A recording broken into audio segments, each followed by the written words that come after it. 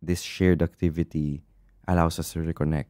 Tsaka, na-miss ko Tapos, naman. kahit puyat na talaga tayo. Na-miss ko naman. Na puyat na talaga kami. Pero, ayoko na eh. Pero, kailangan kong mapanood si Juno tsaka si Yuna. Hi, Langga. This is Jarek. And this is Apple. Welcome to the Langga Speaks podcast. Join our beloved conversations about God's love and joy. Hello everyone, welcome to the Langga Speaks podcast. Na-miss niyo ba kami? Sana. Kasi ano tayo, Dalawang every linggo, other it's week like na 2 ang nangyayari weeks, natin. No? To be honest, sabi, Jarek said when we were setting I'm up like, for this episode, wow. sabi niya, I miss this setup. I'm like, I know, right? Yes, it's been a hectic season for us. Seasons, yeah. Yes, a season. I know this is just a season na ganito, hindi tayo regular yung episodes natin, but we're not gonna be missing out on things. We're not gonna fade away. Hopefully. Ang dami nangyari, no? So, first of all, We want to praise be to God. Uh-oh. Nag-survive po tayo sa work. Sa work natin, we did. It's been 3 weeks na, no? No. Not only that. Like, it's more of last week. Yeah. When I had to release Grabe a yung collection. Grabe po yung mileage ng kotse namin kay Jeric last week sa work. I was pertaining to that. I was pertaining to the puyat in Halo. Yes. Grabe rin yung mileage ng iBikes ni Jeric. Oo, kasi we had to hustling. release. There was an emergency at work that we needed to release a collection for World Youth Day. By the way, if you are listening to this episode From World Youth Day, please let praise us be to know. God. We really, kasi when really, we publish really, this episode, it should the final be day. the final day, the final mass after all of the pilgrims have walked like how long to reach the vigil mass. And then, for sure, by the time na ma-release this or by the time people get to listen to this, na-announce na rin kung nasan yung next na World Youth Day. Yes. Makakapanta pa ba tayo? Di ko nga alam kasi hindi na tayo youth. I don't want to take space from the youth of I don't want to do this anymore. Turning 35 this year, mga langga. So, amazing. in the definition of the Catholic faith, You in look the Catholic younger. Church, ang youth ay 16 to 35, tama ba? Yeah, 16 to 35 years old. Hindi ba 13? No, 16 to 35. Okay. So, I know that. think, yeah.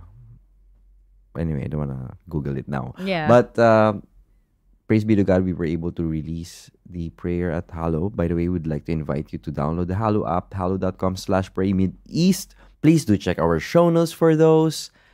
And we're gonna discuss right now weathering an uncertain season together. Speaking because of we seasons, are. Yeah, in an uncertain season.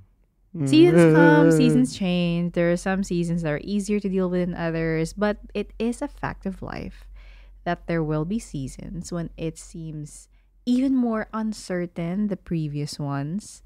It seems that there may be no ending to that uncertainty.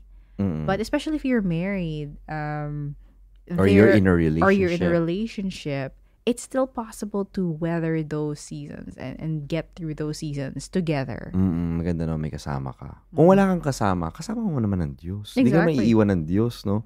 Unfortunately, sometimes yung uncertainty, yung stress, it can divide us rather than bring us together as a couple. And that's what they say about such situations. It can make you or break you, right? Yes, it's important to find ways talaga to how do we tackle this as a team? Or how do I tackle this with my family, with my loved ones? How can I weather this moment or this season of uncertainty, which is given Kailangan matanggap din natin na in our life, magkakaroon tayo ng seasons. Hindi lang one time, big time to, no? Yeah. Seasons of uncertainty. Paulit-ulit yan. Sometimes it feels that way, no? You would go through something that seemed like the worst season of your life, and you thought everything would be okay from here on out. And then before you know it, you find yourself in another rut, in another clueless kind of like, where am I going? Yung parang, Lord, malampasan ko lang to. Okay na ako. Tapos, then, nung nalampasan mo na, may mas matindi pa parang. Exactly. But that's something we need to understand is that these seasons will keep on returning as long as there's life, right?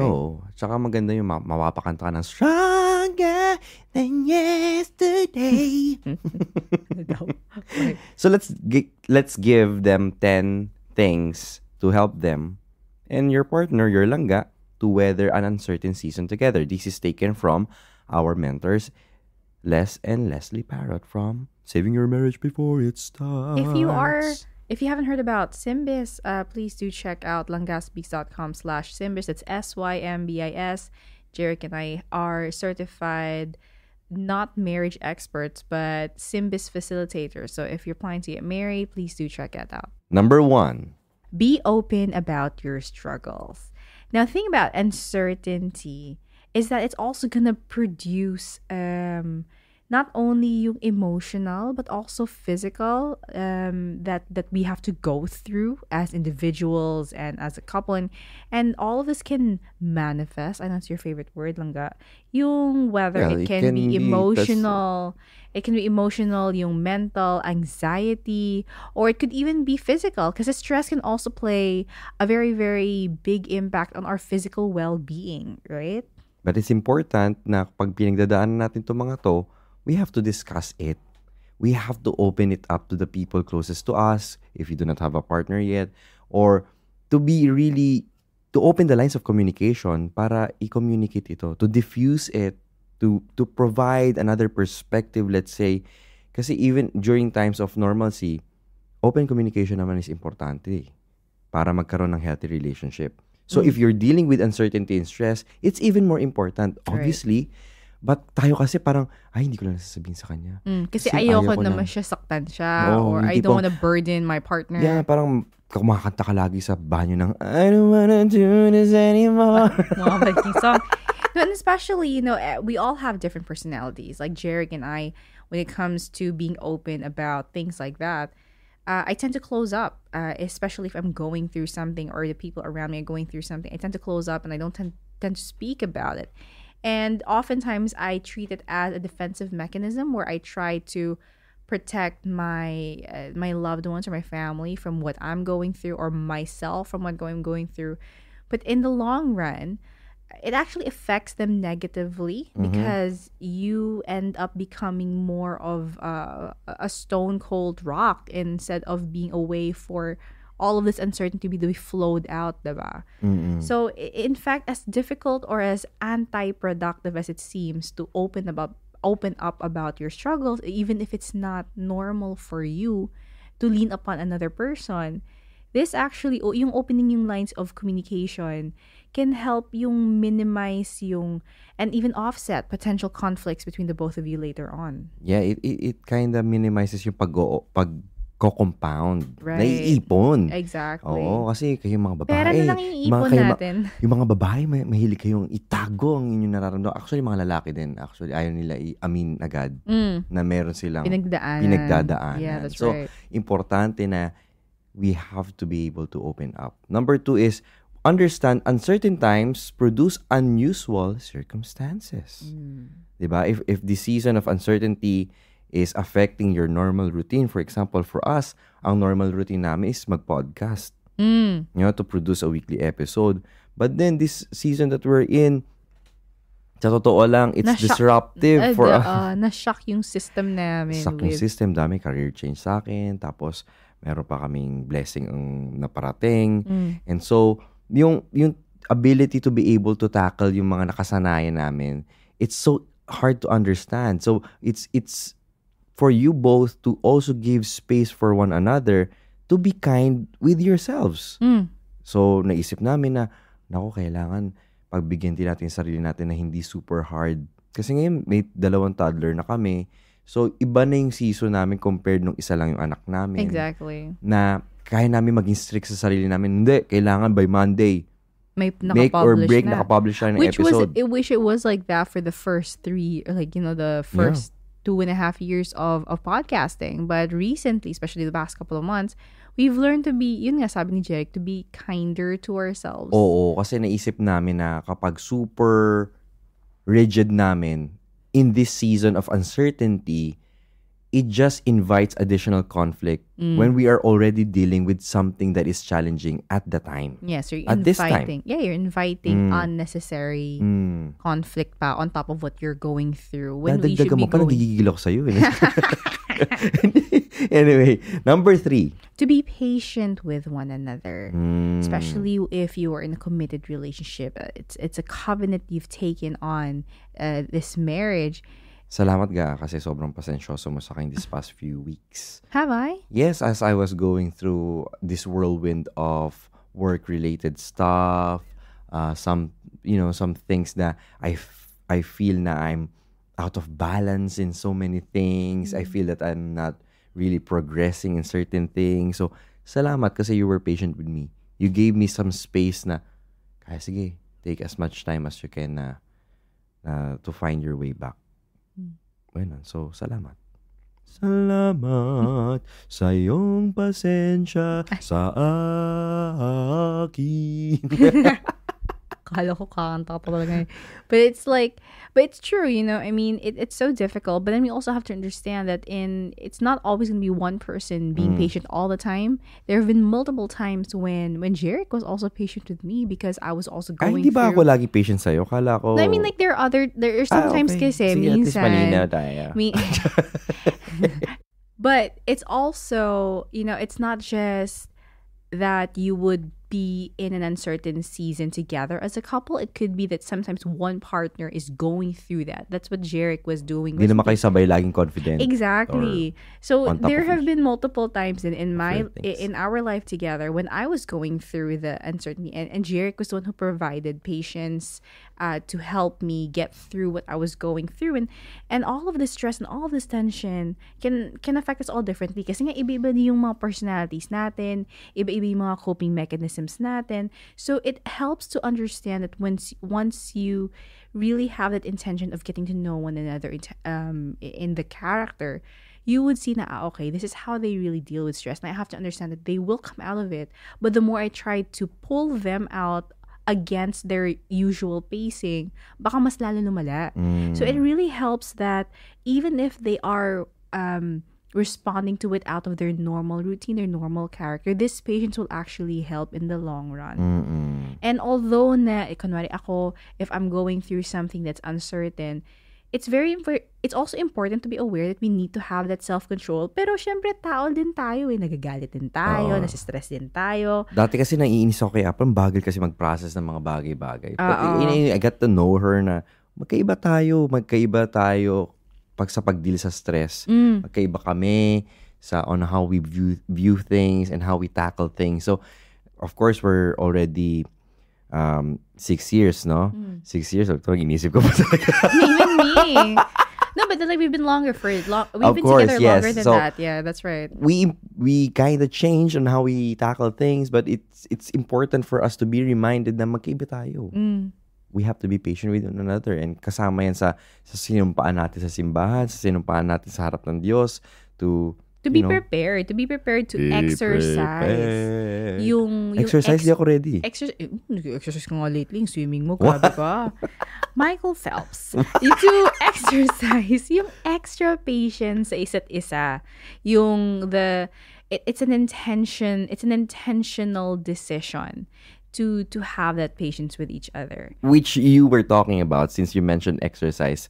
Number 4 is how we deal with an uncertain season is we create new routines. Right. Mga langga, please pray for my husband and his road to Olympian swimming career. On top of sa pagiging voice artist niya sa Hollow and pagiging amazing siya sa regular job niya. And on top of being a sensory, coffee sensory professional. In the works, ganyan. Nagdadagdag pa po siya ng potential representative of the Philippines in the Olympics of 2053. Alam mo, hindi ko maintindihan for yung sarili swimming. ko. Sa sobrang dami nating ginagawa, naisipan mo pa mag-create ng new routine. Pero nakakaloka siya ha. Like, imagine sa mga pinagdaanan namin in this particular season, nagdagdag pa kami ng swimming class. But now it makes sense because even though you are disrupted in our, in your usual kasi routines, nakakapagod siya, ha? Kaya nga, it makes sense right now kasi nga, it's also a time to consider creating new ones even if they're temporary. Kasi katulad ng pagsiswimming, pwede naman temporary lang din yan. Oo, kasi wala tayong pambayad for the next 10 sessions. Pero sa totoo lang, kasi nga, ang dami nangyari na parang hindi ko maisip bakit nangyari ngayon pa sabay-sabay, no? But, it added a form of stability in this unstable situation that we're in. And it helped me take back na parang I've taken back a certain measure of control na nalagyan ko ng direction yung buhay ko kasi dito sa career ko parang nung una parang saan ba ako tutungo? Sabog. Diba? Hindi naman sa sabog. Wala nga eh. Hindi walang sabog na yung pagsasabungan. utang. Parang hindi ko nga alam kung saan ako tutungo. I mean, career-wise, no? Uh-oh. And then suddenly these things happen. So this new parts of your routine could be comprised of big or small things. Like for me nga, yung learning new things. Yung swimming, yung sa coffee. This allowed us to kind of detach ourselves from this unusual and uncertain season that we're in. Not that you're using it as an escape, but it allows you to just have, a breather. Again, mga langga, new routines, hindi new addictions. True. Hindi new distractions. That's right. Okay. That's right. Number 5 is to check on your loved ones. And, this is also something that's also hard to do. It's so easy to say, but so hard to do because especially when you're going through something uncertain, your ego tends to focus on yourself and you just think about kung ano yung pinagdadaanan mo and you get your vision becomes so small. But when we make a point to step outside our home and check on the people who you love, it helps also add a measure of stability, I suppose, in helping you to reconnect and redirect your attention instead of focusing on yourself lang, to focus on others as well. Things like yung checking in on friends you haven't talked in a while, checking in with your relatives, checking in with your elderly relatives, parang reconnecting with your kids. Although it seems so out of the way na parang may pinagdadaanan nga ako bakit kailangan ko mag-reconnect sa mga ibang tao when right now I'm going through something. But like it says here nga, when we decide to go outside of ourselves, when we decide to have that generosity with others sa oras, sa effort, it gives us an opportunity to take a breather, to take away our focus from what we're going through. So it will also give us a new perspective then during that uncertain season. And a lot of these conversations, usually, hinahumble ka eh. Oo. Nakakaroon ka ng panibagong, katulad nun, parang, I was so tempted to just complain with this new situation at work, and then suddenly someone said, but then again, it's still an opportunity, di ba? I'm like, sorry na. Di ba? Parang, it gives you nga, sabi mo nga, a new perspective. Number 6, of course, when you're going to an uncertain season, another counterintuitive seemingly is to help where you can. Di ba? Parang sabi ito ilang beses na natin nakita to, di ba? Especially sa feast, di ba? Kailangan ko matulong sarili ko. Ito sigaw, humingi ka rin ng tulong. Sabay na lang tayo umiyak. Whenever, you feel that you're drowning already, tapos kailangan tumulong ka pa sa iba. Magsiserve ka pa. Yung kailangan tipong, pa ba akong bumalik sa feast? Let's say, bound ka na sa utang, no? Tapos may mangungutang pa sa'yo. True. Di ba? True. Ang lupit nun. Or yung you just got heartbroken, all of a sudden, kailangan mag-serve sa mga ibang tao who are also heartbroken. May pinagdadaanan nga ako eh. Diba? True. So, reaching out to help others in need during a difficult time is another good way to actually go outside of ourselves. Kasi yung pagsaserve sa iba, it not only gives us the chance to bless other people who need it, it also helps us to take stock of our own blessings. Kasi when you help someone, actually, doon mo pa na-realize na, ay grabe. Hindi naman sa kino-compare mo yung situation mo, pero doon mo naisip It's a reminder. It's a reminder na, okay. You also there are other things. There's so many things that I can still be thankful for. That's right. Na may pag-asa pa. This is not as bad as I might think or assume or na-hype ko lang to sitwasyon ko. So, cultivating a gratitude during this difficult time is not easy. Hindi naman sinasabing madali na katulad nga nung ako na mismo yung pinagdadaanan ko, parang napakadali magreklamo. But Kasi again, it's parang sarap kasi magreklamo eh. oo, sarap pulutan yan eh. Oo. Naka-addict. Sa totoo lang, one of the addictions that people love getting into is the addiction of just complaining. Yes. It's a cycle. Ako kasi minsan gusto ko na mag-complain na, ano ba tong kapeng to? Ay. Cup score 85 lang. Gusto ko ng 90 plus. Kasi gusto ko yung balance, yung acidity, bitterness, And yung mouthfeel. sweetness, and yung mouthfeel. Wow! Cupping session, sensory. Anyway, number 7. Number 7 is to keep anxiety and fear in check. You know, when I was reading this, I was like, oh, ouch. Ganon. Kasi when it comes to anxiety and fear, like, I tend to find myself on a downward spiral whenever thoughts of anxiety and thoughts of fear of uncertain situations enter in my mind. And although you cannot stop it from entering, you do have a measure of control in place in your mind when you intentionally make that decision to keep those emotions in check. Yes, there are so many ways to...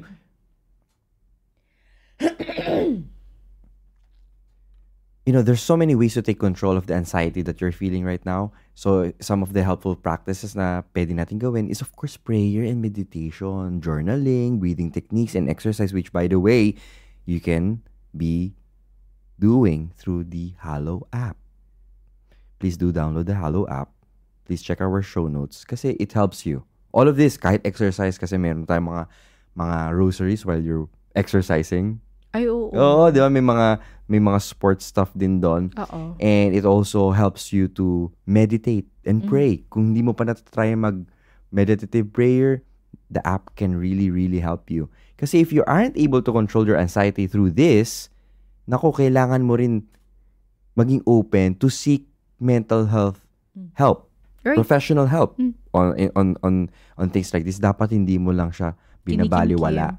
I just want to share a personal story here kasi kahit sa family namin, sa amin lahat, yung panikera or like yung praning when it ever comes like to uncertain situations, it's usually me who like just goes above and beyond in like expanding the horizons that anxiety and fear could reach. And it just so happened a couple of months ago, after having a conversation with my sister, I decided to try out this something called 54-day novena. And amazingly, it's available on Hallow because I find myself at this particular season in my life with having 2 children at home all the time. But it's easier for me to pray when I have an audio version. So please do check out Hallow for that. And if you're already on Hallow, check out the 54-day novena.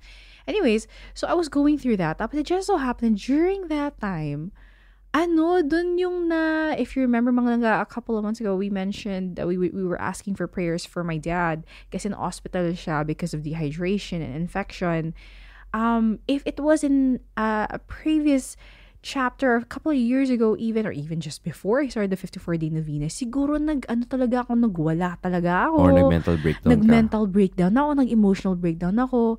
Pero sa totoo lang, I realized that even though it was uncertain, even though everything was just like so out of routine, syempre pupunta kami ng hospital or kung hindi kami pupunta ng hospital, i-check ko sila, ganyan. But it really helped that having that stability of just having that connection and prayer time with God every day during that whole 13 days of dad being in the hospital. Amen. It really helped me keep that what could have been an overflow of anxiety and fear. It just helped me na God was reminding me, nope, I am not leaving you. I have not abandoned you. Everything is well. Everything will be well. Sa awa ng Diyos, natapos ko yung 54-day novena. Dad was somewhere naman in between na nakauwi siya. Pero he was like, grabe talaga yung prayer. You know, we think na pag sobrang busy ng buhay mo, you think you don't have time for prayer. But that's actually when you need it the most. Amen. Number 8, nurture one another.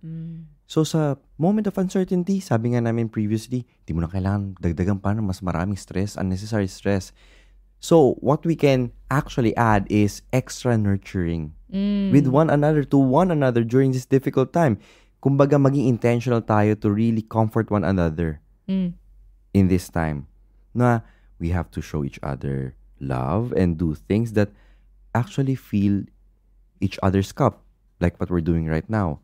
It's so tempting for us to just, you know what? Hindi tayo mag-record.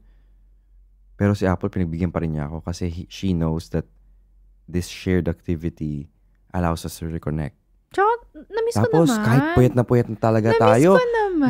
Puyat na talaga kami. Pero, ayoko na eh. Pero, kailangan kong mapanood si Juno tsaka si Yuna.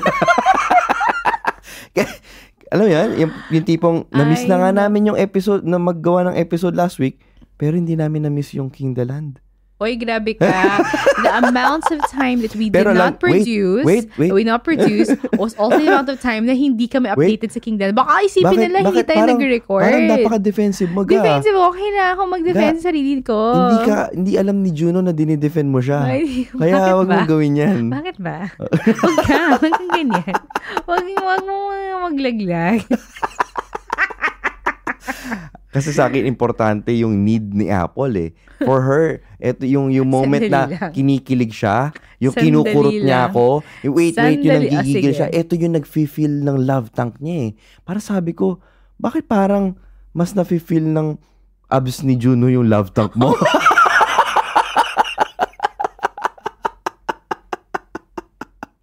Sabi ko, anak tuloy. Sabi ko, Langga, eto na ba yung love language mo ngayon? Yung abs ni Juno? Ga. Nauubo ako. Excuse me. Sige, anong rebuttal mo doon? Ang rebuttal ko. Okay. Number 1, I would just like to make a disclaimer here, ha. Baka mga langga, isipin nyo the I past think it's couple time of for them weeks. to know that you are a hottest. Yes, she is a hottest. Sa mga nakikinig dito na Blink or Army, old school po itong asawa ko, hottest po siya. 2 p.m. May anniversary concert sila. Guys, sponsor naman kung may streaming po kayo ng Soul concert. Pakishare sa akin kasi marunong. Di mo pokmaro talaga. Anyways, wait, gusto nila ha, mga langga. Seryoso to. Yung disclaimer lang ha, dahil sa recording namin of uncertain season namin ngayon. Baka akala nyo na nanonood lang kami the past 2 weeks kaya hindi kami nag-produce. I would also just like to say that this week, like last night was the only time we were able to catch up on the past 2 weeks kasi the past 2 weeks, hindi kami nag-record for the podcast pero hindi rin kami nanood. So I would just like to say, balansin naman po kami. Bakit mo dinidefend yung sarili mo? We do not need to defend you being a fan. Tsaka feeling ko, dahil nilaglag na po ako ng asawa ko after it's almost 3 years of podcasting together. By the way, he only found out, mga langga, dahil nilabas naman niya. By the way, he only found out na hottest pala ako 2 years ago lang. Kaya nawindang po yung asawa ko na, oh my goodness, nakikinig pala yung asawa. Isa ka palang hottest. Kaya pala, do you feel my heart? Been waiting for you, babe. Do you feel my heart? Ano ba? More Anyway, than a decade na you know why? yun. Because Okay. number 9, in this uncertain season, you have to make time for fun. Yes, sir. Yan, thankful ako. Yung asawa ko, sa totoo lang, sa amin dalawa. Siguro obvious naman sa podcast na to, mas fun talaga si Jerry kaysa sa akin. Medyo mabagal kasi ako sa creativity pagdating sa mga Diba? ganyan. Na-connect ko dito. Hindi ko alam na ito yung sunod. But of course, sabihin na naman natin, uncertain na nga yung season, tapos magjo-joke-joke ka pa. Yun na nga uncertain na nga yung season, magiging grumpy ka pa. Haler, diba? You need to be able to exercise all possible ways of thriving in spite of the different challenges that you might be facing. Kasi, yan, making time for fun will give you a bit, at least every single bit of positivity is really important so that you can refocus your time and energy. Kahit sa pagsusend ng memes sa isa't isa, sa gabi, yung pag-unwind namin, Oo. yung mga bata. Diba? Especially talaga pagka yung mga scenes talaga talagang nakakakilig or nakakatawa, talagang naghahatawan kami Alam mo, minsan, actually, hindi ko nga alam kung fun. Wait. Sandali Let me lang. use this opportunity. Let me use this opportunity to just say to Dalangga, I do not even know if I can consider watching with her fun because it gets violent very quickly. Sometimes she drops the whole laptop just because sobrang kilig niya and grabe yung pressure. 9 bars of pressure ang kailangan for you to produce a good espresso. Pero yung pagpisil niya sa kamay ko, pag merong kilig scene, parang lampas-lampas sa 9 bars of pressure.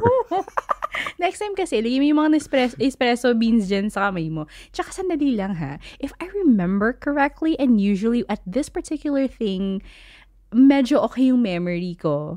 Hindi lang po akong kinikilig. Sa mga kilig scenes, minsan, mas nauna pa nga sumigaw si Jeric. Ako pa nagsasabi, langga tulog na yung mga bata. Pwede ba? Chill lang. Tapos dinadaan ba naman niya sa akin? Sabi niya, langga, hawakan mo yung kamay ko para maramdaman ko yung kilig mo. Pero pag nakita ko naman yung toes niya, oh my gosh, nakaseparate. Para siyang yung sobrang, anong tawag nun? Yung pag nagsistretch at ang tawag, hindi ko na alam. Basta. Pasensya na, hindi ko naman kasalanan kung ikaw ay hottest. Hindi ko at rin kung ako ay isang sowan. Mga langga. Kahit sabihin natin, sige, nilaglag lang naman din na ako na more than a decade long na hottest pala ako. Friends, Jeric also follows SNSD at dati nung nagdodota. Excuse me. At dati nagdodota siya, yung mga sound trip niya ay G at sumasayaw siya. Kaya nung kasal namin, G? G, baby. Tapos, di ko alam yan yung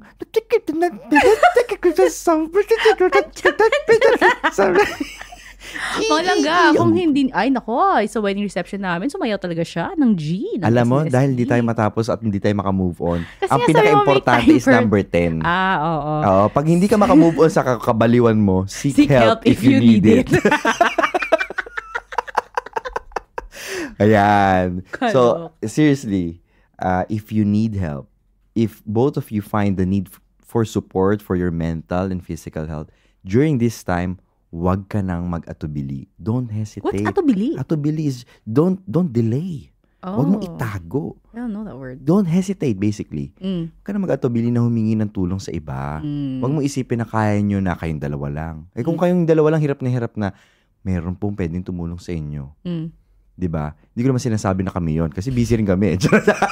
Pero hindi kami licensed health expert. But seriously, there are people who are emailing us for help. If we cannot help them, we redirect them. Diba? But we're here for you. Kaya nga kami nagpa-podcast eh. Diba? Kaya kami binubuksan namin ang oras namin at ipinipilit namin ang and we love it like when we read your emails. Hindi naman sa ipinipilit. Pero ibig sabihin, pinipilit namin, mali yung term na ipinipilit eh. I-edit mo yan. No, hindi. Pinipilit namin gawin ang best namin to be of service to you guys. So, kaya pasensya na kung medyo delay po minsan yung mga email replies, pero nababasa namin pagpasok agad. Tapos pinag-uusapan talaga namin ni Jerry kung paano namin how would we respond in the most loving way possible and how we would reflect God's love sa sagot namin sa inyo. So, there's no shame in getting help if the stress of a difficult season is starting to get to you. You know, the key is to seek help as early as possible. Huwag mo nang patagalin kasi if it goes deeper and deeper, it's really harder for you to be, to be helped. So, mga langga, this is an uncertain season for the Langga Speaks podcast. We don't know if we'll be able to go back to as we were before, let's say. But one thing is for sure, we will be here. Yes. Hindi namin, uncertain kami kung kailan namin mababalik yung routine na yon. Yeah. For now. Kasi hindi pa tapos yung King the Land eh.